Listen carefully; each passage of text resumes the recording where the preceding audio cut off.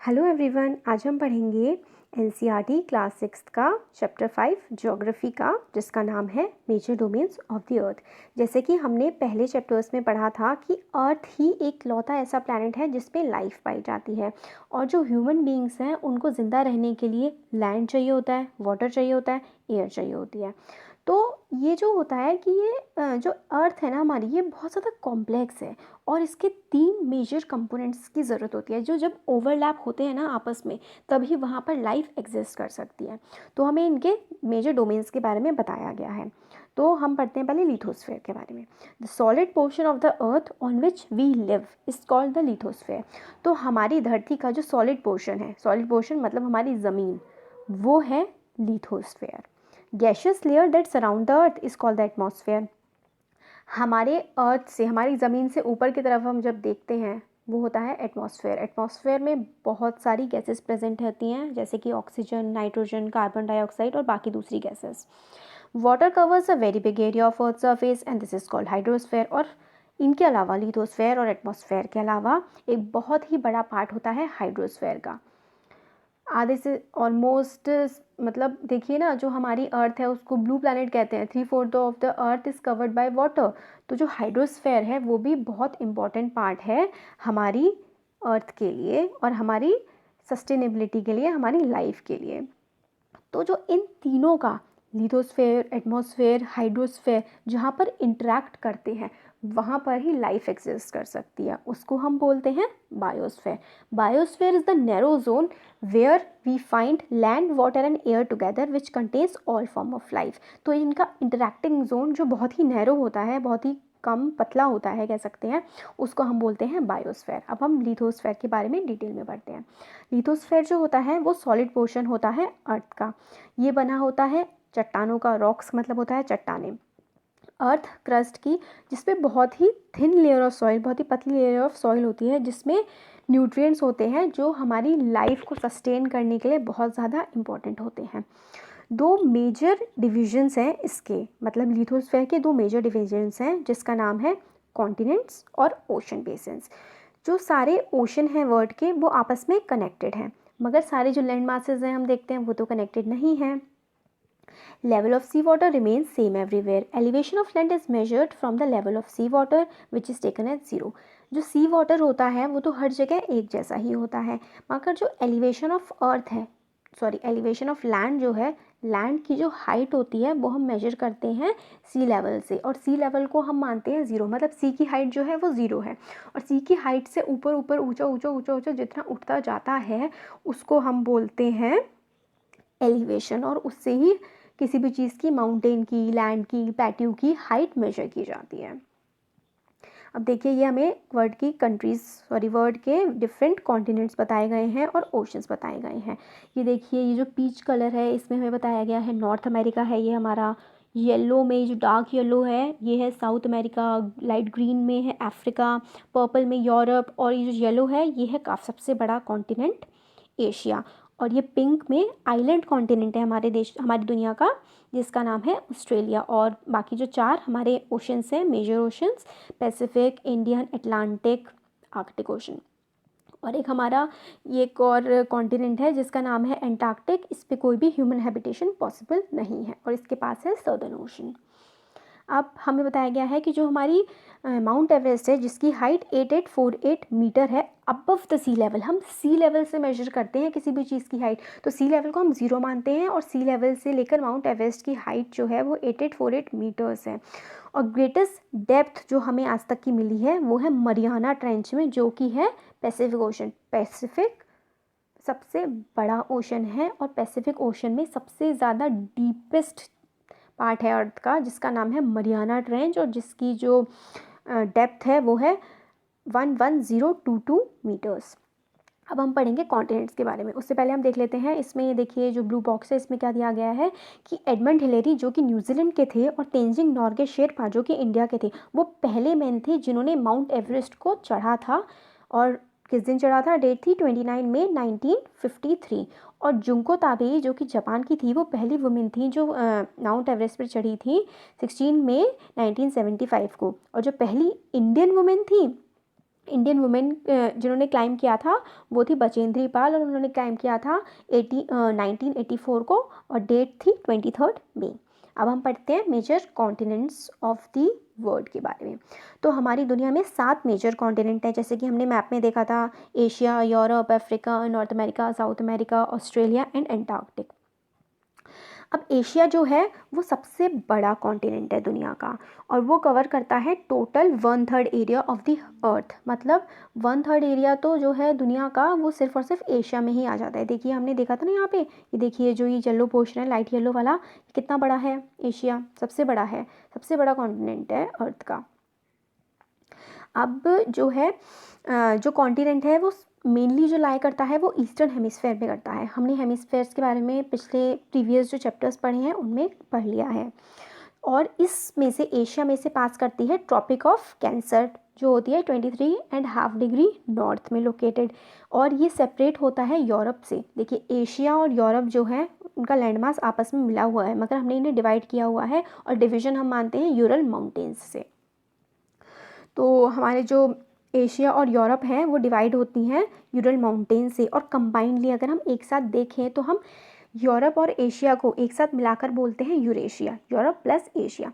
Europe जो है वो छोटा है एशिया से, और पड़ता है हमारे वेस्ट साइड में एशिया के, और आर्कटिक सर्किल है वो यूरोप से पास करता है, और इसके अराउंड जो वाटर बॉडीज़ हैं वो देखिए कौन कौन सी वाटर बॉडीज़ हैं। ये देखिए आर्कटिक सर्किल यूरोप है, इसके ऊपर आर्कटिक सर्किल है। अब देखिए कौन सी वाटर बॉडी है इसके अराउंड वाटर बॉडी, एक तो आर्कटिक ओशन है और अटलांटिक ओशन पड़ रहा है इसके अराउंड।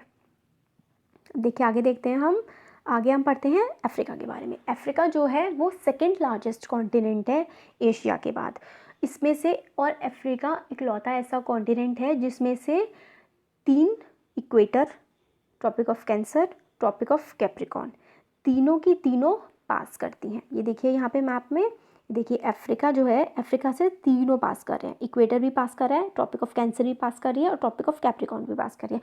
और किसी भी कॉन्टिनेंट में ऐसा नहीं है कि तीनों के तीनों जो है वो पास करते हों, सिर्फ और सिर्फ अफ्रीका के साथ ऐसा है।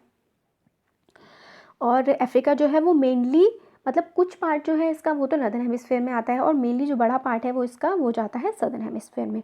और दुनिया का सबसे बड़ा गरम डेजर्ट जो है वो है सहारा डेजर्ट, वो अफ्रीका के नॉर्दर्न पार्ट में लाई करता है। और दुनिया की सबसे लंबी नदी जिसका नाम है नाइल रिवर, वो भी अफ्रीका में ही मौजूद है। अब आता है नॉर्थ अमेरिका। नॉर्थ अमेरिका तीसरे नंबर का सबसे बड़ा कॉन्टिनेंट है। पहला कौन सा था? एशिया, दूसरा अफ्रीका, तीसरा नॉर्थ अमेरिका। नॉर्थ अमेरिका जो है वो साउथ अमेरिका से जुड़ा हुआ है एक नैरो पैसेज ऑफ लैंड से, जिसको हम बोलते हैं इस्थमस ऑफ पनामा। ये देखिए नॉर्थ अमेरिका और साउथ अमेरिका, ये देखिए यहाँ पे जुड़े हुए हैं, ये जुड़े हुए हैं आपस में, एक बहुत ही पतला सा लैंड का एरिया है। लैंड एरिया जब 2 बड़े लैंड मासेस को जोड़ता है, एक पतला लैंड एरिया जब 2 बड़े बड़े लैंड मासेस को जोड़ता है, उसको हम बोलते हैं इस्थमस। और ये वाला जो लैंड एरिया है इसका नाम है इस्थमस ऑफ पनामा। याद करिए, बहुत इंपॉर्टेंट है। Isthmus of Panama north America और साउथ अमेरिका को आपस में जोड़ता है। अब नॉर्थ अमेरिका के आसपास कौन कौन से ओशंस पड़ते हैं? एक तरफ पैसिफिक, एक तरफ अटलांटिक, और थर्ड वाला आप मुझे बताइएगा कमेंट सेक्शन में, थर्ड कौन सा है। अब ये देखिए साउथ अमेरिका के बारे में बताया गया है। साउथ अमेरिका है मोस्टली जो कि सदर्न हेमिस्फीयर में पड़ता है। इसके आसपास 2 ओशंस हैं। इसमें वर्ल्ड की लॉन्गेस्ट माउंटेन रेंज है। वर्ल्ड की लॉन्गेस्ट माउंटेन रेंज कहाँ पर है? साउथ अमेरिका में। ये देखिए यहाँ पर है हमारी साउथ अमेरिका। देखिए यहाँ पे ये एंडीज़ माउंटेन रेंज है, ये वर्ल्ड की लार्जेस्ट माउंटेन रेंज है, और वर्ल्ड की लार्जेस्ट रिवर बाय वॉल्यूम, मतलब जिस रिवर में सबसे ज़्यादा पानी रहता है वो है अमेज़न रिवर, वो भी है हमारे साउथ अमेरिका में ही। अब इसमें आगे है हमारे एंडीज़ जो हैं, ये हमने देख लिया, और अमेज़न के बारे में भी हमने पढ़ लिया। World's largest river by volume of water in it. World longest, दुनिया की सबसे लंबी नदी है नाइल, जो कि अफ्रीका में है।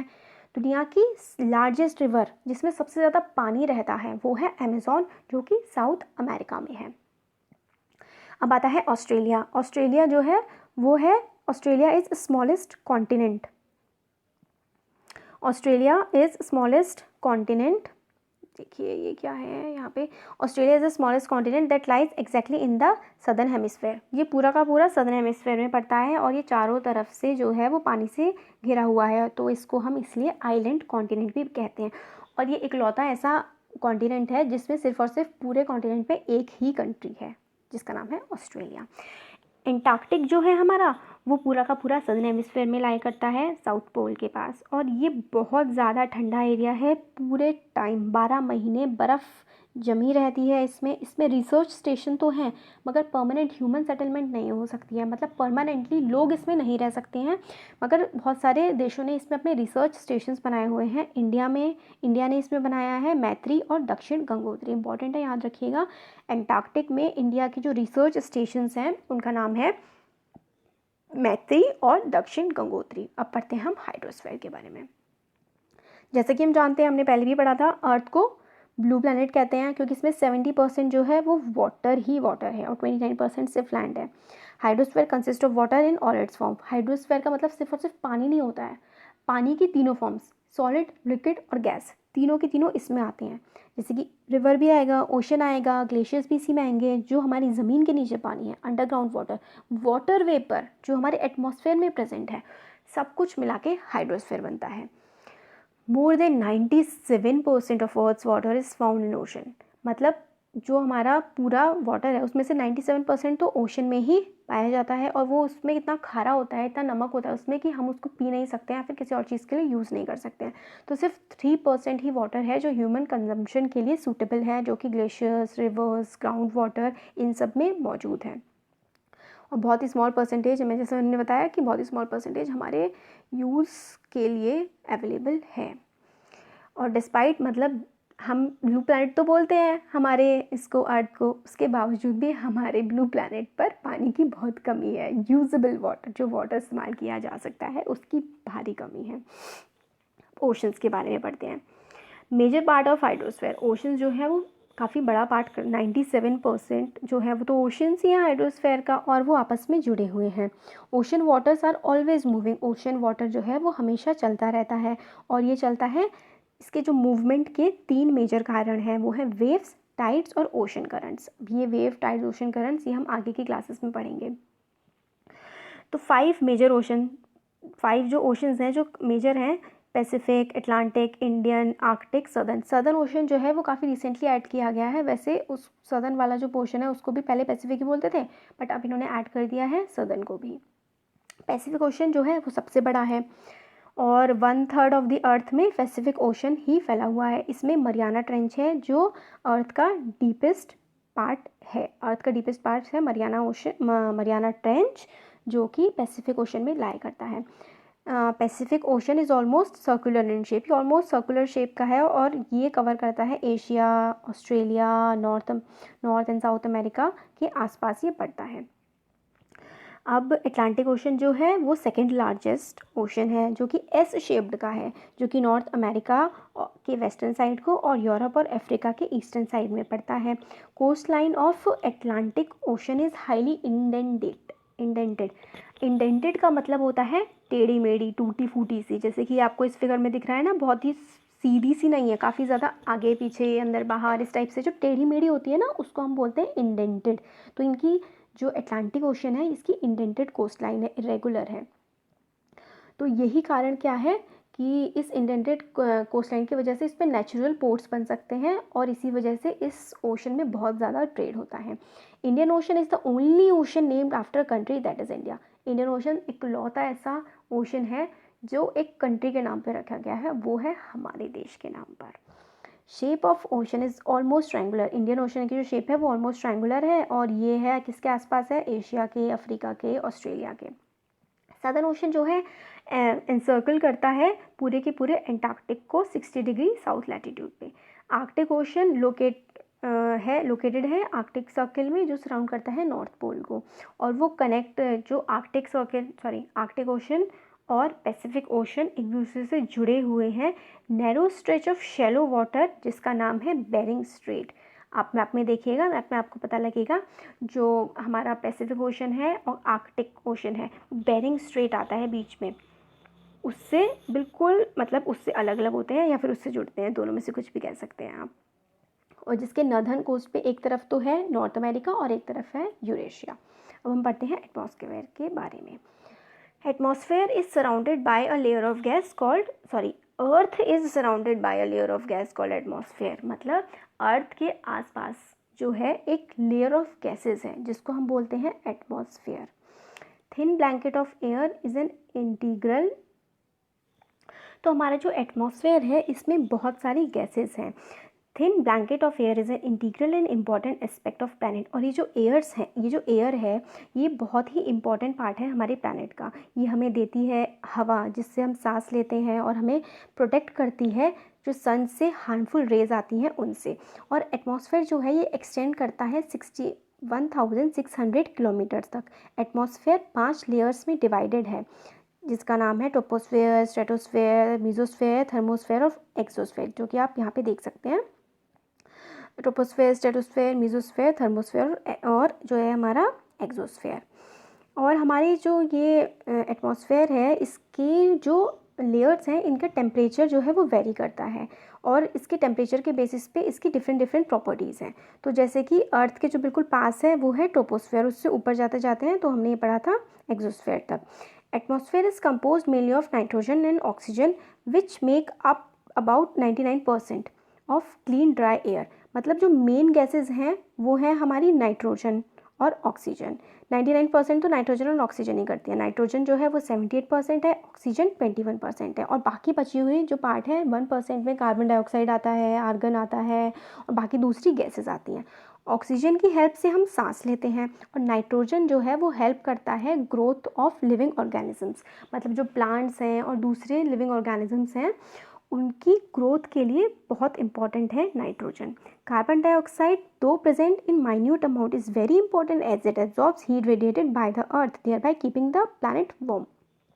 कार्बन डाइऑक्साइड वैसे तो बहुत ही स्मॉल क्वांटिटी में प्रेजेंट है मगर ये बहुत ही इंपॉर्टेंट है हमारे जो प्लैनेट को गर्म रखने के लिए, क्योंकि जो सन से रेज़ आती है, सन की रेज़ आती है, उसकी जो हीट आती है वो बिल्कुल वापस चली जाती है सन को वापस रिफ्लेक्ट होकर।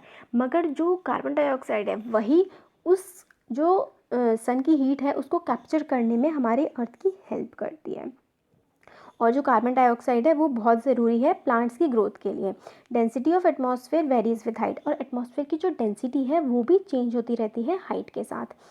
ये सबसे ज़्यादा जो होती है एटमॉस्फेयर की डेंसिटी वो होती है सी लेवल पे और जैसे हम ऊपर जाते जाते हैं डेंसिटी एटमॉस्फेयर की कम होती जाती है।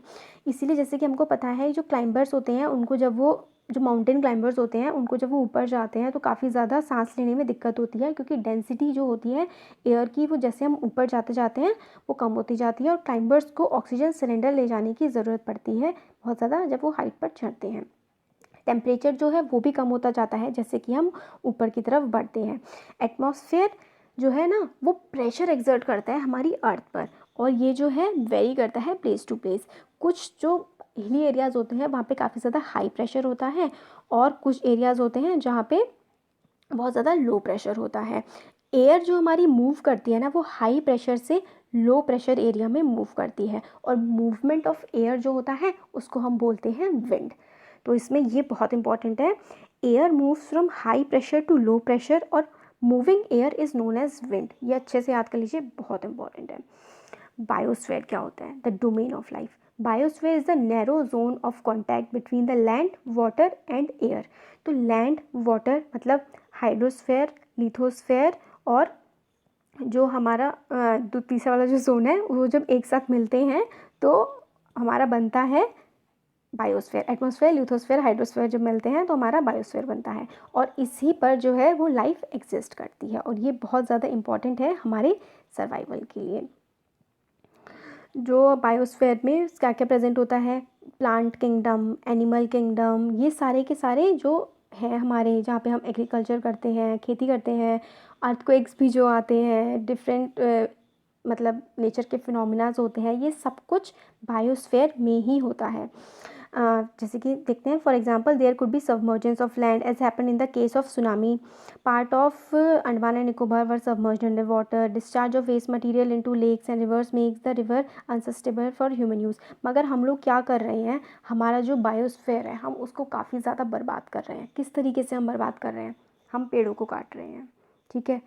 हम अंधाधुंध कंस्ट्रक्शन कर रहे हैं, अनप्लैंड। हमारा बिल्कुल सिटीज़ हमारी जो है कोई प्लानिंग नहीं है, कहीं भी रोड बना देते हैं। लेक्स और पॉन्ड्स को हम ख़त्म कर रहे हैं, मिट्टी डाल के उसमें कूड़ा डालते हैं, रिवर्स में हम कूड़ा डाल रहे हैं। इसकी वजह से बहुत ज़्यादा नेचुरल कैलेमिटीज़ आ रही हैं, जैसे कि सुनामी, फ्लड्स, ड्रॉट्स। और इंडस्ट्रीज़ जो हैं वो बहुत ज़्यादा कार्बन डाइऑक्साइड का एमिशन कर रही हैं, जिससे क्या हो रहा है, कार्बन डाइऑक्साइड के लेवल्स हमारे एटमॉस्फेयर में बढ़ रहे हैं और उसकी वजह से ग्लोबल वार्मिंग हो रही है, गर्मी ज़्यादा हो रही है, इरेटिक मतलब क्लाइमेटिक फिनोमिनास, कहीं बारिश तो बहुत ज़्यादा बारिश, कहीं मतलब सूखा पड़ रहा है तो बिल्कुल ही सूखा पड़ रहा है, ठंड कहीं ज़्यादा तो गर्मी कहीं ज़्यादा। ये सब हमारी ही गलतियों का नतीजा है और इसकी वजह से ग्लोबल वार्मिंग बढ़ रही है। Thus, there is a need to limit the use of resources of the earth to maintain the balance of nature between domains of lithosphere, atmosphere and hydrosphere. तो हमें ज़रूरत है कि जो हमारे अर्थ के रिसोर्सेज हैं हम उनको अच्छे से यूटिलाइज़ करें और एक बैलेंस बना के चलें इन तीनों स्फेयर्स जो कि हमारे लिए बहुत इंपॉर्टेंट हैं, जिनका नाम है लिथोस्फेयर, एटमॉस्फेयर और hydrosphere. So thank you so much.